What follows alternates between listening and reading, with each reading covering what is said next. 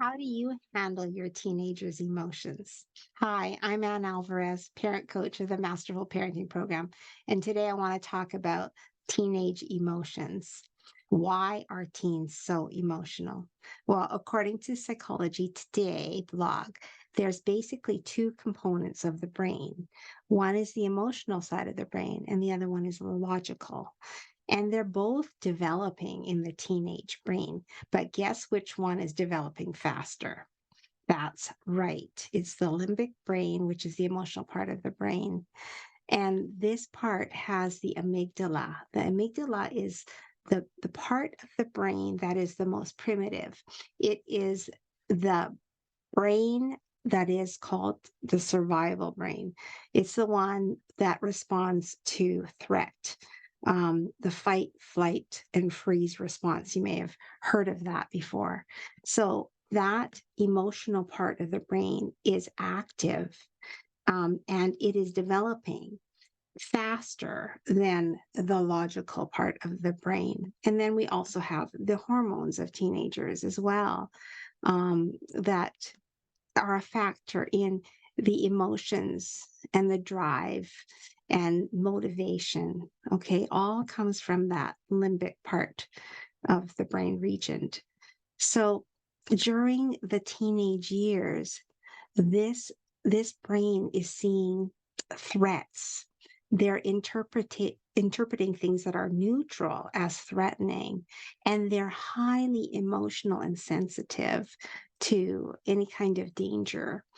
So sometimes they're overly sensitive. They say, "Oh, somebody was staring at me in the hallway, giving me a look." That happens a lot with teenagers. They tell me that all the time. And so then I have to delve in and say, okay, what was this look? How did you interpret that? How do you know that that was that kind of look? Um, because teenagers are so highly sensitive and their interpretations are not always accurate. Sometimes a look is just a look and it's not a threat. But because of this overactive amygdala that is that part of the brain is so stimulated. That is the reason why they see things as threats when probably they're not threats. Okay, so how do we deal with it? How do we deal with the emotions? Okay, so the first step is you have to allow your child to feel those emotions, whatever the emotions are. And you need to listen, just listen without judgment, what they're telling you about how they're feeling. Okay.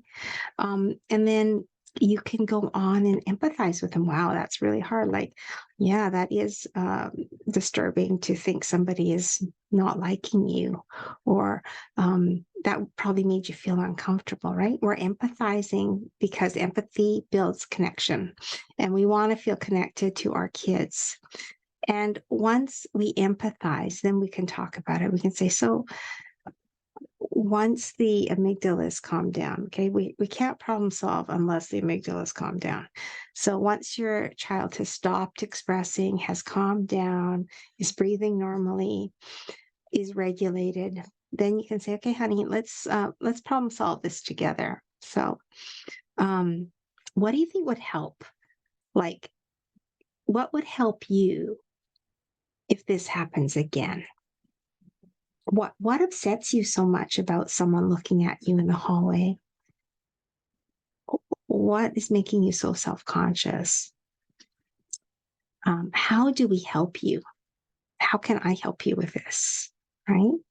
Uh, I want you to feel comfortable when you walk in the hallway, and I don't want you to feel uncomfortable. But if there is a student that's staring at you, what could we do? Like, what could you do about it? Do you feel comfortable saying to the kid, "Oh, are you staring at me?" To find out what's really going on? Are you comfortable ignoring it? Um, what do you think would help? And when you get to that problem solving stage, that is going to be helpful, right? Because your child will know, mom's trying to help me or dad's trying to help me um, work through this problem, and not think I'm crazy because I'm overreacting. Okay, we don't want our kids to think that. We want our kids to feel supported and loved, and that we are the soft spot to land when they're struggling. So, problem solving. Okay, so listen to the story, empathize with the feelings that they're feeling, and then problem solve together. Those three things will help you navigate your teenager's emotions. Hope this helps. Thank you.